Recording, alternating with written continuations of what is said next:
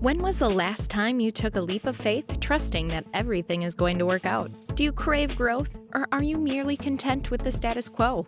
If you want more out of your life, out of your career, and out of your relationships, you are in the right place. Take the leap and discover how to create a life by design rather than living it by default. Real success starts with you. Now here's your host, Colleen Biggs. All right, listeners, hello, and welcome back to another episode of Take the Leap. I am your host, Colleen Biggs, and I'm so excited for us to be approaching 200 episodes. You know, when we rebranded and started this a long time ago, our Speak Up to Lead Up podcast actually had 175 episodes. You can find all of those on our YouTube channel.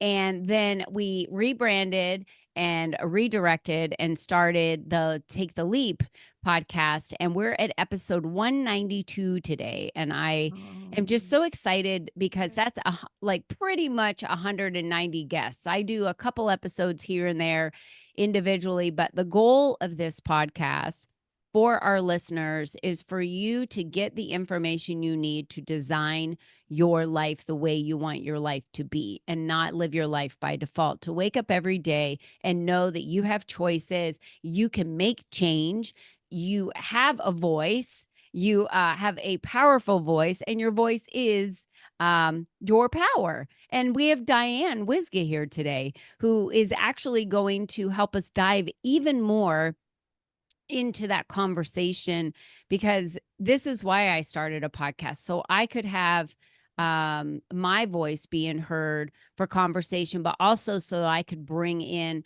other guests and give them a platform for their voice to be heard, because there are so many experts out there that have so much knowledge and wisdom to share, to help enlighten our lives, direct our lives, help give us knowledge. And that is why we created this, because you're in control of that. And the information you take in and the information that comes out of your mouth, we have the power with and for. So I'm excited for Diane to be here today and for you to get to meet her in just a minute. But before we meet Diane, we have to get over to our sponsor of today and thank Beyond Basil Mobile Pizzeria. We're passionate about bringing the authentic flavors of Italy right to your event or wedding. Our mobile pizzeria is a culinary adventure on wheels where we craft artisanal pizzas using the finest ingredients and traditional Neapolitan techniques. Whether you're craving a classic margarita or looking to explore one of our unique flavor combinations, our skilled pizziolas are here to create mouth-watering pizzas that will tantalize your taste buds. With our commitment to quality and exceptional service, we aim to provide an unforgettable dining experience for every one of your guests. Explore our menu, book us for your next event or wedding, and follow us on Instagram at Beyond Basil Pizza. Get ready to embark on a pizza journey like no other with Beyond Basil Mobile Pizzeria. You can view our menu and contact us at beyondbasilmobilepizzeria.com. That's a mouthful right there. Well, Diane is here, and I'm very excited to invite her in as a guest and an expert to share all about how our voice is our power, the power of the voice, and we're going to dive into that.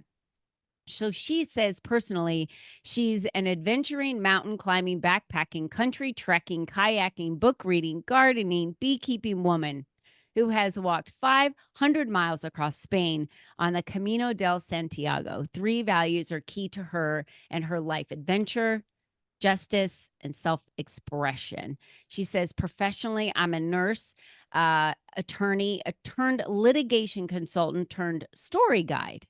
For 30 years, she's helped professionals take their story from a message only they could hear to the publishing world, the courtroom, public speaking platforms, hospitals, and board meetings. Stories that swayed juries, built markets, spread ideas, and changed things.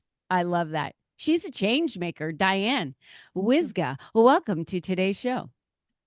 It's a delight to be here, Colleen. And for your listeners who didn't know that I sprang that bio on her 90 seconds ago, this just shows you what a pro she is and how well she can just roll with it. So So I'm thank a you very roll with it much. kind of girl. Let me tell you, Diane, I certainly Thanks. am. But you had a lot of adventures outdoors. Let's start with that. What draws you to the outdoors? Have you always been an outdoorsy person? Did you grow up with parents that loved camping and outdoors adventures? Well, those are great questions, and those would be great networking questions the next time anybody's stuck in one of those situations. Yes, I'm the oldest of 7, and so camping was the cheapest way we could get out there and have a vacation, and back then, I think a campsite was like $1 a night, and so, yeah, over time, we inhabited a tent, so there were 9 people in a tent, and we went all over New England. Because of what we saw and the way in which we lived, I think 5 of the 7 children actually ended up going to college in colleges and universities in New England. So my mom and dad set the tone early on, and that outdoor experience that's affected all of us. All of us in some way are still outside. I have a sister who worked for a fish and game department. So what you do with kids in the very beginning can really have an effect on them. Mhm. Yeah. Yeah, that's why I was asking the question because I think it's so healthy to have your children outdoors in the elements, in Mother Nature, teaching them about the water, about plants, about, all the different types of sports that are outside that have to do with that. But there's so much bonding time. I don't know what, there's something special about a fire and sitting around a Mhm. fire with people Sharing that you love. stories. Yeah. Exactly. Yeah, the Yeah. campfires. And it's a good tool to start teaching children if they've got a problem to solve. Mm. Go outside and walk it off. And if you're angry, you take an egg, put it in your hand, and try to squeeze it outside. You can't break it. So you're giving kids the enjoyment of the outside and also giving them some lifelong skills about how to work in the world. I did not know that, but I will try Mhm. that with my grandchildren now that you said Good that. luck. Yeah. Because they get angry, they have feelings, right? And I want them to Yeah. express their feelings and tell me how they Yeah. feel. So I'm assuming when you were younger, when you had 9 of you, in a tent, it can get kind of loud, you've got how was it a fight for a growing up for your voice to be heard in your family? Such a great question. Yes. In fact, that really is an influence to the work that I do now. So imagine, I mean, you have lots of kids and grandkids and whatnot running around, and you know this. It's hard to herd all of them together. And the way in which we do that, oftentimes, is to say children should be seen and not heard. At least growing up in my generation, that's what it was. And so we come into this world with a great big voice. That's the first thing parents hear when the baby is born, that great big voice. And then over time, it might get suppressed, oppressed, depressed. And we spend a lot of our time living that way with a quiet voice or maybe no voice at all until, if we're lucky, we realize, whoa, somebody sold us a really bad deal here. This is a bad deal of goods and I have a voice. Now, how do I use it? How do I express it? Who's going to listen to me? How can I say what I mean and mean what I say? So, yeah, and I think women in particular suffer from that sense of, wait a minute, I've got something to say, but how do I do it? How Mhm. do I get my words out? How do I share my ideas? How do I make sure that I'm seen and heard and understood and listened to? So, yeah, that right there, there's a direct line from that upbringing to today. There's a certain few things in your life I think that you remember vividly that impact you. And I remember the proudness and the joy I felt when I had finally gotten to a director position in the last company I worked for before I retired from corporate America. When you hit a director position, you were able to be in all the planning meetings, which meant you had a voice in the future of the company, right? Mhm, Changes, mhm, things that we did or implemented or didn't mhm, implement. mhm. I was very excited about that. And I remember our first meeting we had, I was walking to the door with my binder and my water, because I always walk around with water. And I got to the door and my CEO stepped in front of me and he said, congratulations on making it to the meeting. And I was like beaming. Thank you. Yeah, He yeah. said, so I want you to just sit in the meeting and I don't want you to say a word. Yeah. And I was deflated in 2 seconds, like someone just punched me in the gut. Today's Colleen would have looked at that person and said, okay, well, then I'm going to dismiss myself from the meeting because there's no need for me to walk into the door because I do have something to say. And if it's not important and nobody wants to hear it, I think I'm in the wrong space. Right. And I probably would have left. But at Mhm, that time, I don't think I had developed my full maturity through business and mhm, my mhm, confidence in my voice and mhm. why it was important for my voice to be heard.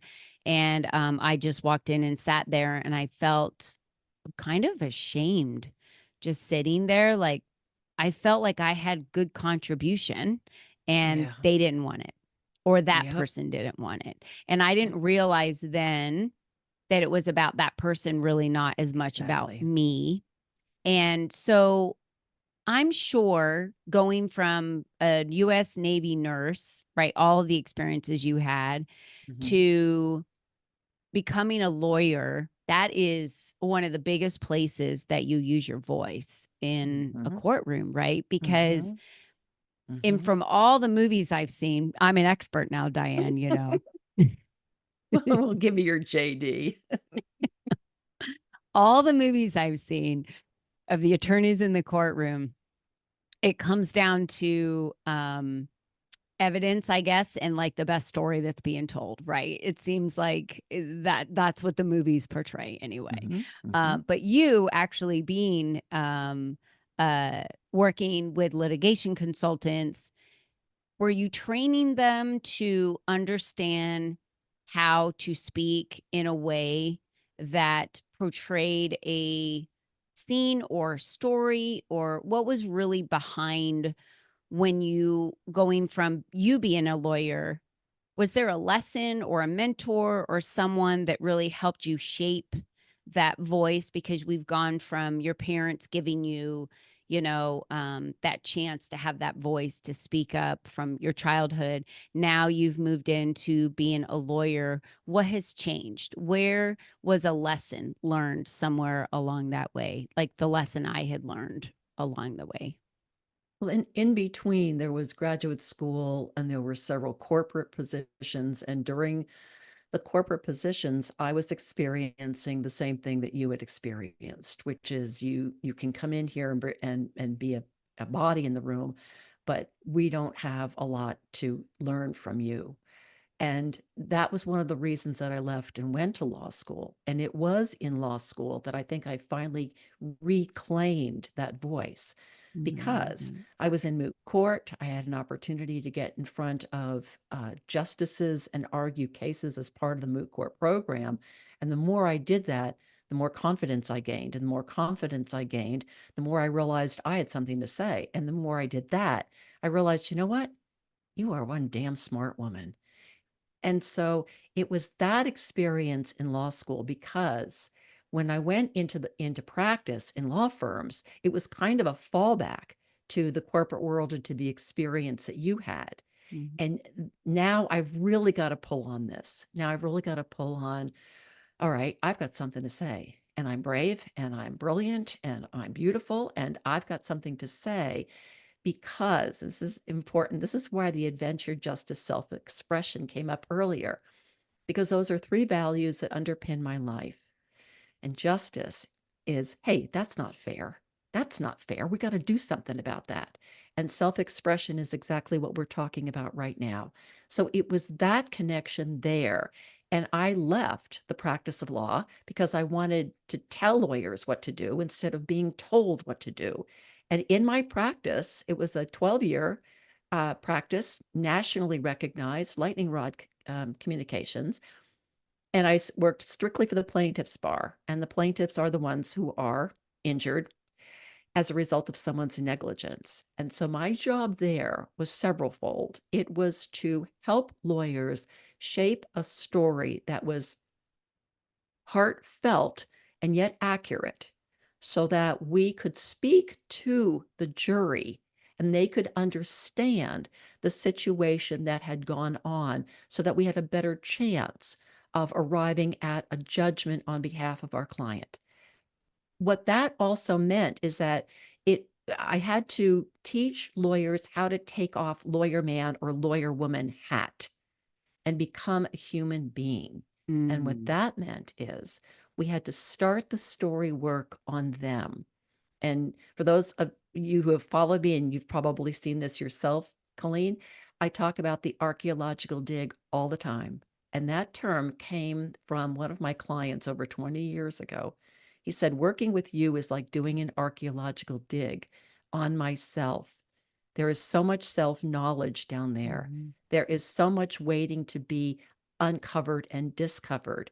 And if I can come into closer touch to my story, and the voice of that's at my core essence, imagine the good that I can do on behalf of my clients. Mhm. And that was really rewarding work. And Yeah. so that's how it all tied together. Yeah, it's beautiful because you're right. The years of self-development that I've still spend getting to Mhm. know myself better, my story, my Yes. values, what my foundation is, what where I stand, then I feel that we're not swayed as easily either by false things, and we're able to stand true to who we are, and it creates our character. One of my biggest values is integrity. And Mm. so when I'm looking at or Mhm. working with another person, I'm looking Mhm. for that integrity in them, which Yes. tells me a lot about the type of person they're going to be, the dealings in which going to have with them, how that's going to look.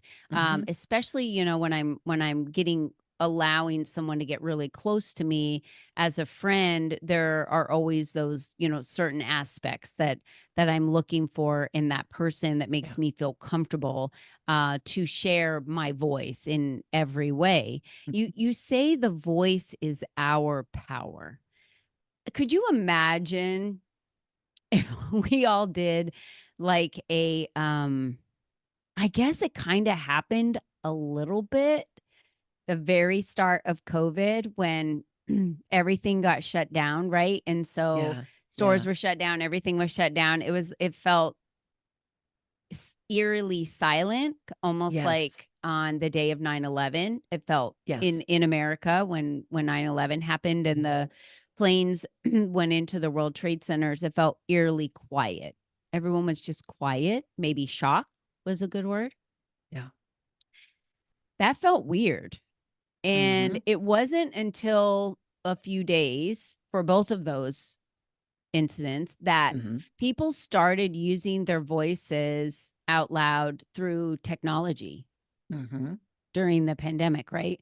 Yep. And they were starting to speak out and use their voice. So when you say our voice is power, tell me more of that with working with your clients and how that can help someone right now who might be feeling as if they're being overlooked, that might be feeling as if they have something to say, but they're afraid to say it, or they don't You hit on agree the with something and they want to speak up. you hit on the key word there, Colleen, and the word is fear. Yeah. Fear is underneath just about everything that holds us back. And the fear that's there is number one, I don't have anything to say.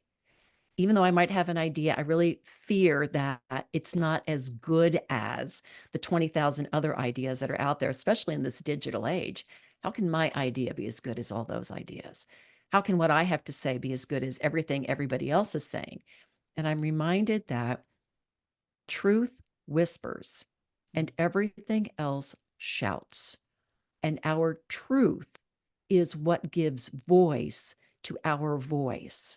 So once we've gotten in touch with the who of who we are, which comes way before our why, once we get in touch with that core essence, what our passions and talents and skills are, what our values are, you've mentioned integrity in your world, then we have a stronger foundation on which to stand.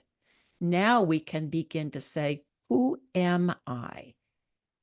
Where have I come from? What are my accomplishments? What are my failures? Where have I leapt into the fire? And from that place, begin to work on the story that says, this is who I am. And to be able to say what you mean and mean what you say. It's a process, but it starts with that place of recognizing, you know what? I'm a scared. And it's stupid to be a scared because if I stay this way, nobody's ever going to hear the brilliance of what I've got to say. So I've got to dig deep. I've got to look at what's there in my past, in the prior civilization, in the archaeological dig.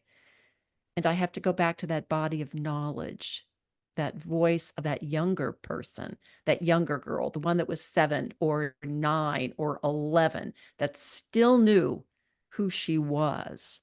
And that is the place that our voice of power comes from. And our story is the expression of our power. And I had heard you talking with Aaron Marcus not too long ago about the importance of connection in the world. And that is what our stories do. So you and I talked before this broadcast about grandchildren, and the newest one that had been born, and you were telling me about a networking event that you had been to, and we were connecting over the stories. And we could say, "Wow, you too?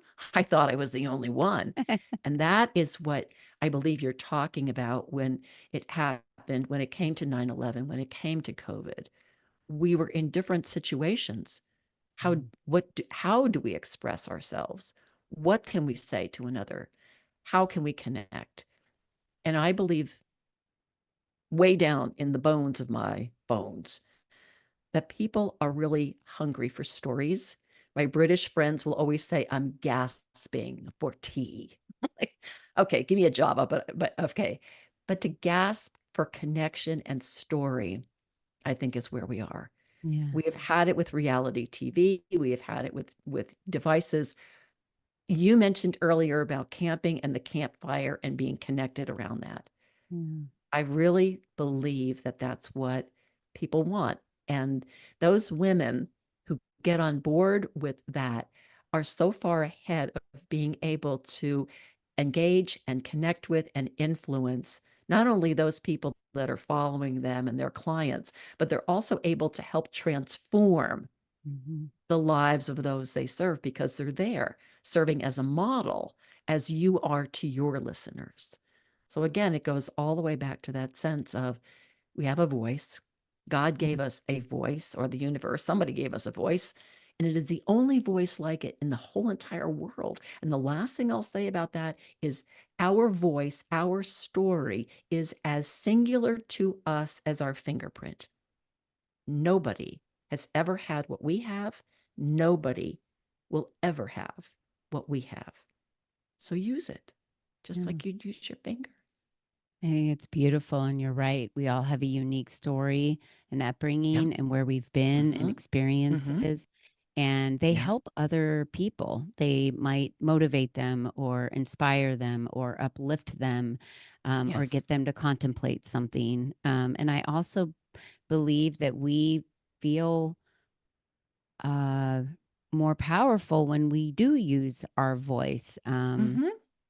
Because we feel more centered and um sharing things with other people. I know I used to run a mastermind for 4 years in a row. I did it where we would travel 4 times a year, and women, we would just sit and mastermind in this house, and we would spend a whole day from the time we woke up till the time we went to sleep, and Yeah. just spend the time all day listening to each person talk through problems, looking for solutions, work, personal, every possible Yep. scenario. And Yep. it was like their favorite time just to get away and have that moment to just focus on them and what they needed and what they needed help in, for their Yep. business or Yep. relationship, and get Mhm. an outside perspective. It was really great.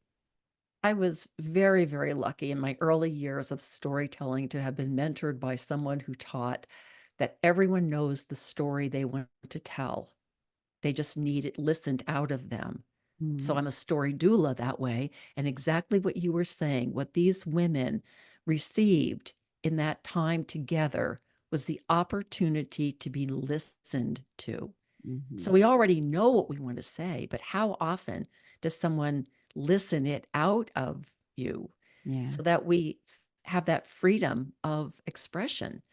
And so Yeah. I can just feel, I can feel the energy of that group of women coming together to brainstorm and to sit and listen the stories out of each other, because what goes along with that is not just the listening and the solving and getting to a Mhm. resolution. Yeah. There's also witnessing. And that's what those women that you brought together were doing. They were witnessing each other's lives. We have witnesses at weddings. There's nothing more Mhm. powerful than that. So I can just, it's like shivers, I good know. shivers.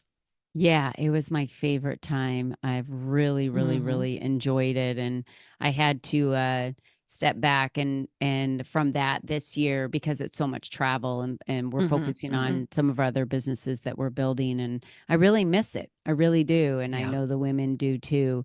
It was Yeah. a very special time. So you have to tell us, Diane. We've got a lot of links for you for the Quarter Moon Story Arts, your services. There's a lot that we've got here that we can share and connect with you on LinkedIn. What is the best way for one of our listeners to connect directly with you? The very best way is through the website info, Okay. and email me info@ Quarter Moon Story Arts, right there at the bottom of the screen, .net. And the Perfect. next best way is if you're on LinkedIn, just DM me. That's easy peasy. Yeah. So we've got Diane's link on LinkedIn posted below. Just click on that. You can also see and listen to some of our episodes on Stories from Women Who Walk podcast. That's another one Thank for you. you to get involved with Diane and go to quartermoonstoryarts.net. That's another way for you to connect with her as well. So definitely Thank you. click on those links. She's offering a complimentary coaching session. That's a great way to have your voice be heard. See if If there's a that's fit. something that you're looking for. Diane Hmm. said it herself Hmm. that she is a wonderful witness and a listener for that, Hmm. and an archaeological dig person for getting that story out of you. I Yeah. love that. Yeah. That was a great way that your client put that. And Thank you. Diane, you know, I know for myself, and have a confirmation how important my voice is to be heard, and it's why I do it, and it's why I offer opportunities for other people to do that. Hmm. So I just want to thank you so much for the work that you're doing here on Earth to continue to help each person feel witnessed and understand their voice and not be afraid to use it. It's very important. Thank you. Thank you. Each one Appreciate lift one. That's the way we roll, I right? love it. I love it. Mm. And for all of you out there, she said it already beautifully. You know, you're the only you that's ever been. You're the only you that will ever be. You're unique. Like a fingerprint. You're Very good. unique, Your own like a finger. fingerprint. You're the only one. So, That's it. with that, are you going to not speak up and stay silent on the things that you know you need to speak up about? And if you're struggling with, I do know I need to speak up, but I don't know how, then take advantage of this and click on a link and talk to Mhm. Diane and have her assist you through that process for what's next for you and how you say that first word. I think that's the most important. It's not a sprint, it's a marathon. And how do Mhm. you say that first word and get in the groove of using your voice the way you want to use your voice, the way Exactly. it's intended? So, Yeah. Diane, this has been a Doors are wonderful open. episode. I Thank you can't thank so you much, enough. Colleen, for your integrity and just the delight of being here and your wonderful questions. I've enjoyed it very It's much. really great. I just think you're amazing and all the work that you've done. You're like a little mini superhero. So thank you for being one Thanks. of those out there in the world. We appreciate it. It All was right. To never a all of our dress. listeners out there, thank you so much for being with us. And until next time, be you and be strong. Bye bye for now.